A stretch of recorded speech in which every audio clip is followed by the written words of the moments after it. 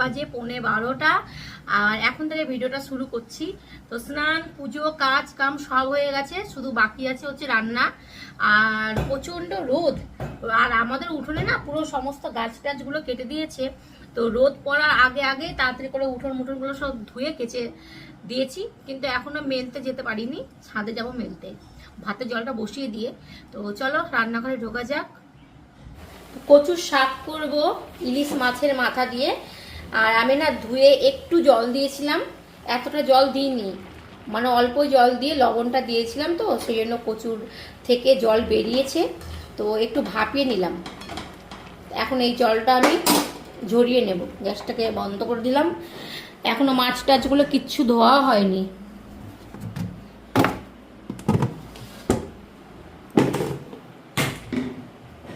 ইলিশ মাছটাই করতে বললো। এখানে আছে চিংড়ি মাছ, আর এটার মধ্যে কি মাছ আছে? ও মাছের ডিম। এটার মধ্যে অ্যাঞ্জেলের চিকেন। এটার মধ্যে চিংড়ি মাছ নাকি, ও দেখি কি কি মাছ এনেছে, দেখাই হয়নি।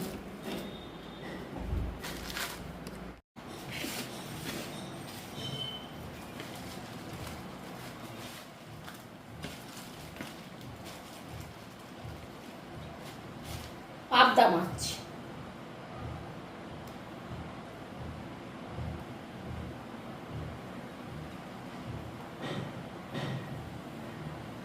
করব। যদিও বাসি হলেও মাছের স্বাদ পাওয়া যায়, অন্যান্য মাছ না ফ্রিজের মধ্যে রেখে কদিন ভরে খেলে সেটার আর স্বাদ পাওয়া যায় না। তো এখান থেকে আমি কিছু কিছু নিব, কিছুটা রেখে দেব। মাথাটা নিব, মাথাটা দিয়ে হবে কচুর শাক। দুটো আছে, মানে একটা মাথা দুটো, আর এই তেলটা দিয়ে করবো।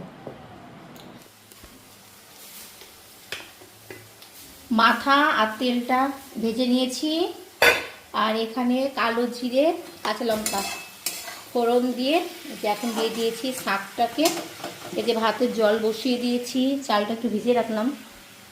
এখনো ইলিশ মাছ ধোয়া হয়নি, কই দেখি। এখন ঘর ঝাড়বে আমার ছেলে। এই যে কত ঝুল পড়েছে, তো ঝুল মানে এই যে ডিজাইনের মধ্যে না ঝুলগুলো আটকে আটকে আছে। কই হ্যাঁ, এগুলো সব রোদে দাও। এখন সব ঘর ঝাড়বে। মাথায় নোংরা পড়বে বলে মাথায় গামছা জড়িয়ে নিয়েছে। দেখি না, ঝাড়ো, যা পরিষ্কার করো। এই যে আমি এখন যাব ছাদে মেলতে, এটা লাগিয়ে দিই, নাহলে হনুমান যখন তখন ঢুকে পড়ে। এক বালতি কেচেছি।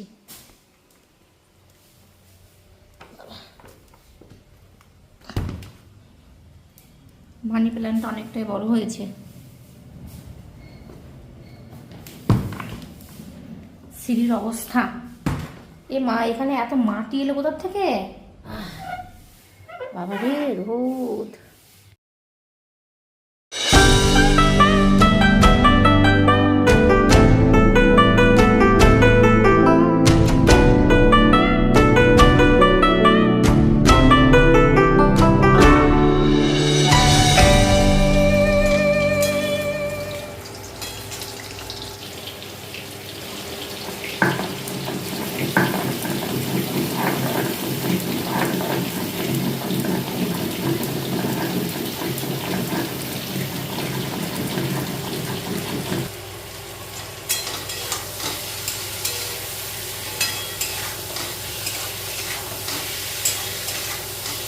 কৃষ্ণ রাধার মতো কি সুন্দর লাগছে। তোমার হয়নি ঘর পরিষ্কার করা? ও কি অবস্থা ঘরে, তো বাবা আসার আগে, তো বাবা আসার আগে পরিষ্কার কর, এসে বকবে যে। মাছের ঝোল আমার হয়ে গেছে, আর এটা হচ্ছে জিরে আমি শুকনো খোলায় ভেজে তারপরে বেটে নিয়েছি। তো এটা হলে আর কোনো মশলা লাগে না, এত সুন্দর সেন্ট হয়ে যায় ঝোলে। তোমার জিরে শুকনো লঙ্কা ধনে শুকনো খোলায় ভেজে গুঁড়িয়ে রান্নাতে দিলে খুবই সুন্দর টেস্ট হয়। তো কিন্তু এখন আমার শুকনো লঙ্কা ধনেটা নেই বলে শুধু জিরে শুকনো খোলায় ভেজে বেটে দিলাম।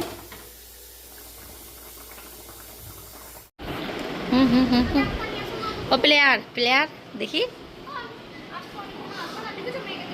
না না আনছি, আগে জুতো পরো, ওটা পর পর পর, এবার পরিষ্কার করলি না ওটা? ও পরো। ঘর গুছিয়েছে, ঘর গুছানোর পর তোমাদেরকে দেখায়নি, এই যে কত সুন্দর করে ঘর গুছিয়েছে। তো এখন এই যে এই ব্যাগের মধ্যে সব ওর ফুটবল খেলতে যাবে সব জিনিসপত্র। এনে বাবা আমার জুতোটা সিঁড়িতে, যদি বলি বাবা একটু আমার জুতোটা পেরে দে তো, দিবি তো না। আর সিঁড়ির ওপরে কী করেছে আজকে, মাটি মাটি ফেলে কি অবস্থা।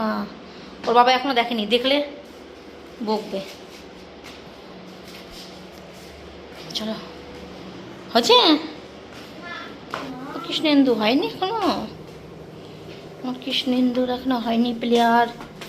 প্লেয়ার চললে এখন ফুটবল খেলতে। আমার ছেলেকে ফুটবলের ওখানে দিয়ে এসে ভিডিও এডিটিং করলাম, তারপরে আবার নিয়ে আসলাম, ঠাকুরকে সন্ধ্যা দিলাম, গোটা বাড়ি ধুপিয়ে এত সুন্দর সেন্ট বেরিয়ে গেছে। এই যে আমার বাইরে এখনো লেপ কাঁথা আছে। আর আমার ছেলে এখন যাচ্ছে জিমের পিকনিক, পিকনিক করতে যাচ্ছে। কোথায় যাচ্ছ? পিকনিক চললো পিকনিক করতে। কি হলো? হ্যাঁ সাইকেল চুরি হবে না, কোথায় আছে আমি জানি না। আমার জন্য চা বানাচ্ছি, কেউ নেই বাড়িতে। এদিকে বাবা টক দই খাই সন্ধ্যাবেলা, নাহলে একটু বেশি করে করি। আদা দিয়ে লাল চা করছি, দুধ চা খেলে না গ্যাসটা হয়ে যায়।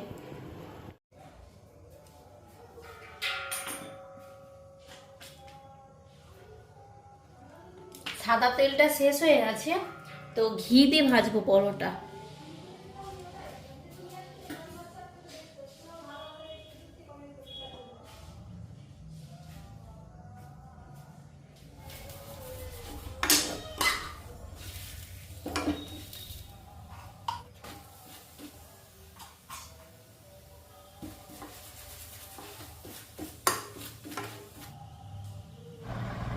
প্রথমে চা করেছি, তারপরে পরোটা করেছি। আর এই গ্লাসে রাখলে অনেকক্ষণ ঠান্ডা, এই অনেকক্ষণ গরম থাকে, ঠান্ডা হয় না। তো পরোটা করে ফোনে একটু কাজ করতে করতে চা এখানে রেখে দিয়েছি, ফোনে কাজ করতে করতে দেখছি পুরো জল হয়ে গেছে চা। একটা করেছি পরোটা আর একটা করেছি রুটি।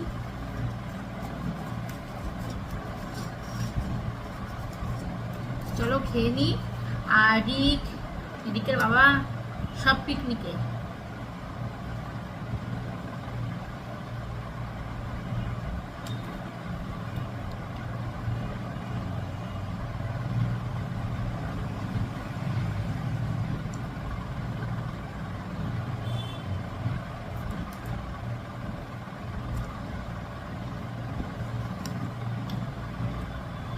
তুমি খেয়ে এসছো?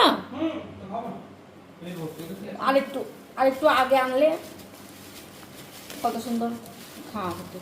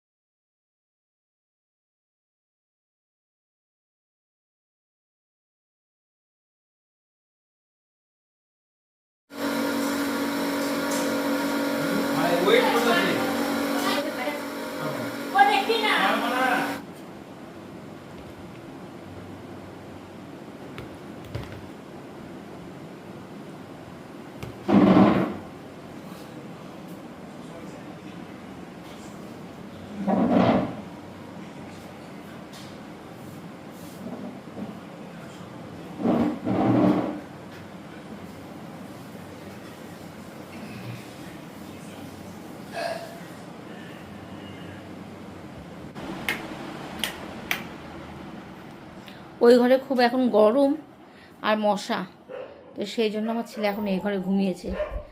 রং খেলেছে কবে, এখনও রং ওঠেনি। পিকনিক থেকে কী যে খেয়ে এসছে, একটুখানি গল্প করলো কি দিয়ে যে শুয়ে পড়েছে বাবা। চাপ লাগিয়েছ? হুম। কি হলো? ফ্যান বন্ধ করছো?